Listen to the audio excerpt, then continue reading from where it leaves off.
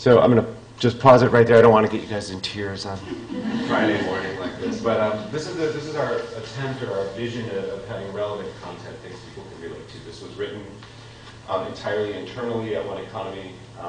Alan Soele, the producer who came on in 2008, and you know, it was great to just see him write the script. We read the scripts, and finally, like a year later, it's got a 9-part episode about the 9 months of becoming a young father. It's from the father's perspective.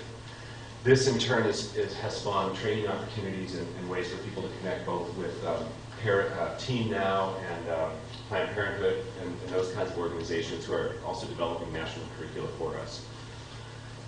During this same time, 2008-2009 is what Denise was referring to. We got the CCI Wireless Association to have AT&T, Verizon, T-Mobile, Sprint, and the CCI Wireless all sit down at one table and agree to fund us to do a national rollout of our Digital Connectors program, which to date been in a bunch of cities.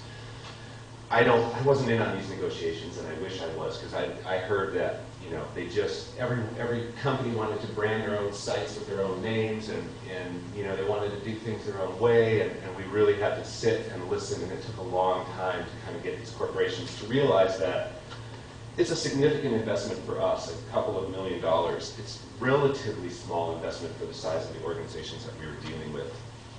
We use a social network online for the digital connectors. There's about 1,100 active members, I think. They do this as part of their coursework, but they're also beginning to come back to the Connectors Club even after they graduate as a way to stay connected. We have a social enterprise that's still getting off the ground. This is one of my babies that I had to give up when I moved to Applications for Good. We do use it to manage the existing digital connectors because they all get a stipend when they come through the program. So they either get a laptop or a stipend or something so they don't have to go work, basically, because most of the students I work with would have to be at work. I'd love to talk at length about this. It's a great business model. It's going to take a couple of really dedicated staff people to kind of grow this up, but the idea is that it's kind of a temporary staffing firm that helps pay for itself by just taking a little bit off the top of all the jobs that the youth have. This is an example of, let me see if I can get it to go back. This is an example of, and this is kind of the complete opposite of the stats and stuff that we've had for the last couple days, so forgive me if this is a little lowbrow, but this was a contest that we held sponsored by Symantec, and they gave away $5,000 in college scholarships. It was a contest to do a video about internet safety, right?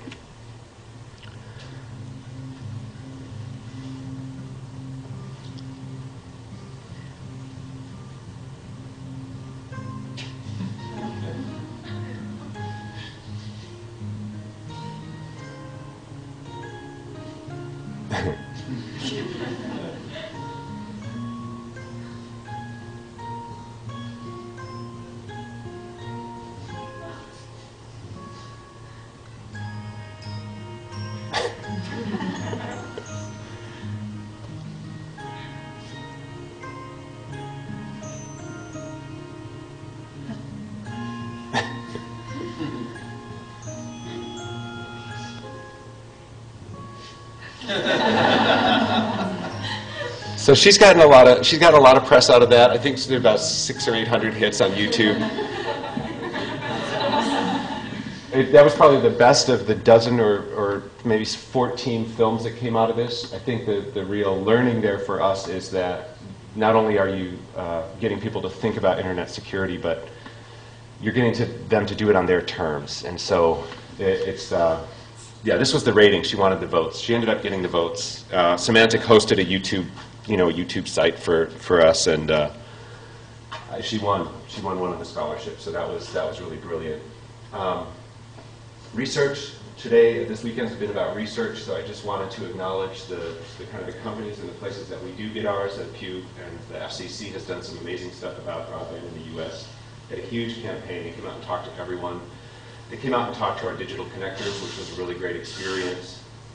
Through all this work last year, it took about 9 months to get it. We ended up receiving a national first federal grant that we've ever received in 10 years, and it was the Obama administration brought in recovery money, and we basically are tasked with training another 235,000 people. We're bringing online another 120,000 homes, and we had 130 digital connectors programs. That's the kind of the big deliverables of the recovery.gov money. And me, recovery.gov, this was on page 68 of the federal Applications for Good. It was called the Social Innovation Lab at the time. And that's how I'm in this role. We're funded, like you guys are, kind of through 2012. And so part of my being here and part of my trying to reach out to the world in general is to find out about how to keep something like this going and how is it important in a global environment. The other piece about the recovery money is that it's the same model we use with AT&T. It's 2 years free with discounted subscriptions based on need as we go forward. How am I doing on time? That's nearly 10:30, so... Okay, I'm about in line. There's one more video and a couple more closing things. The other part of the recovery.gov was that they wanted us to create jobs. So we're in every one of these 127 housing, 127 housing developments, we've created what we've called a community technology associate. It's just beyond being a digital connector. It's a young person, probably age 20 to 30, who lives in the community, who knows about how to connect services, who knows about internet safety, broadband adoption, and this is a short piece about our CTAs. This is Sunnydale, 4,000 residents throughout 800 units. Through those 800 units, there are 200 wireless routers bringing broadband access to a community a year ago didn't have it.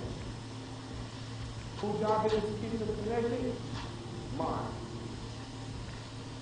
It's broad daylight. As you can see, there are no kids playing outside. It's been 12 homicides since the beginning of the year. It's only summer. In a community like this, the unemployment rate is about 35%. And for the young people, it's about double that. They say knowledge is power, then it starts with information. That's why I'm here. Keep this community, my community, connected so that they can have broadband access whenever they need it. I'm Daniel Carter, and I'm with you. I like the little end part where he goes, So he's in San Francisco. We've worked with him. This goes on to talk about digital connectors, but I think the important thing was that this is another place where we had to iterate, where we messed up. We had digital connectors. They'd get to the end of the year program, they'd leave with a laptop and all this experience, and then what?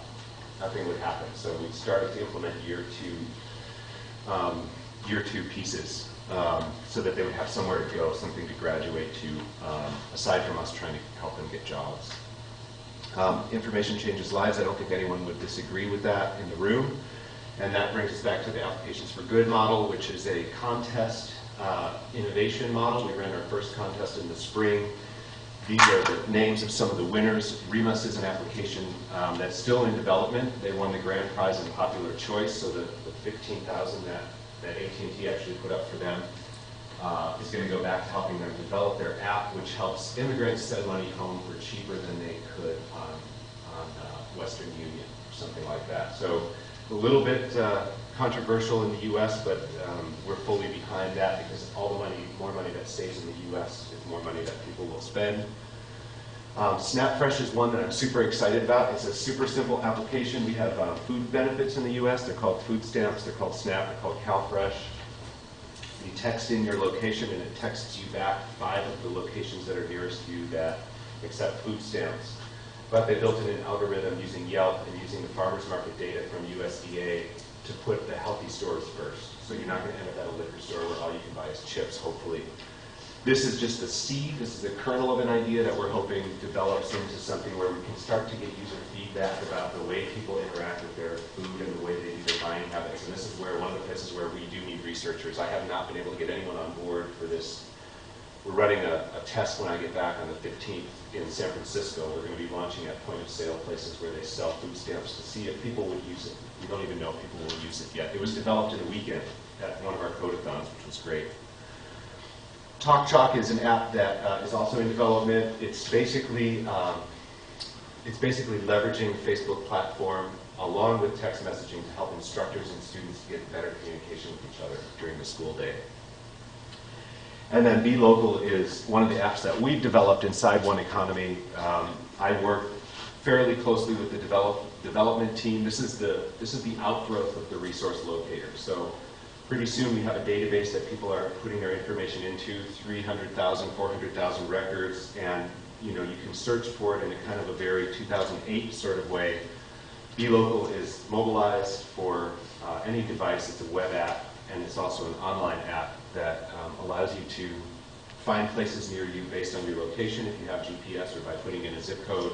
But then it turns into a social network in that you can fix the place if there's an error, you can comment on the place, you can like it, you can dislike it, you can sign in. So we're hoping for that kind of participatory media piece where people will help us to build the database and help us to make it more accurate and more useful. So if you really don't like that healthcare worker that you got recommended to because he or she has a bad attitude, you can like rate him or her.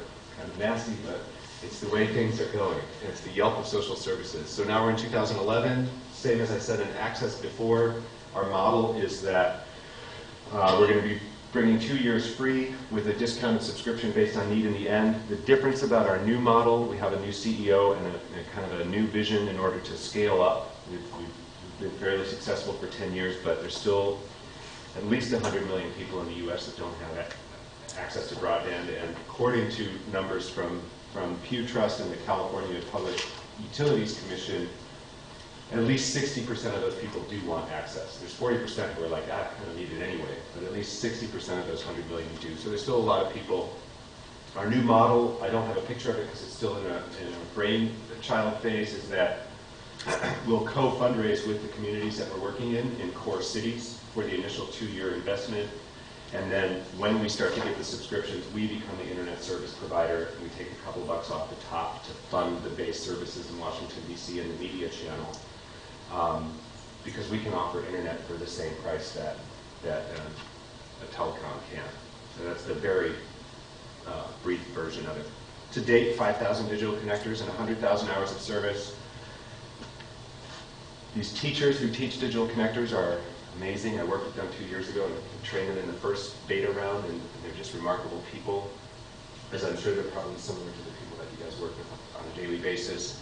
And then this was just to show that we're leveraging the Make It Easy toolbox to also showcase apps in underserved communities for people who might want to have different apps. We update this quarterly with new best practice applications. So what's in the future? We need researchers to make sense of our data. We have wireless mesh networks, which are basically like these repeaters that you see on the ceiling for internet in these housing developments of several hundred units, and we have usage statistics on thousands of people now.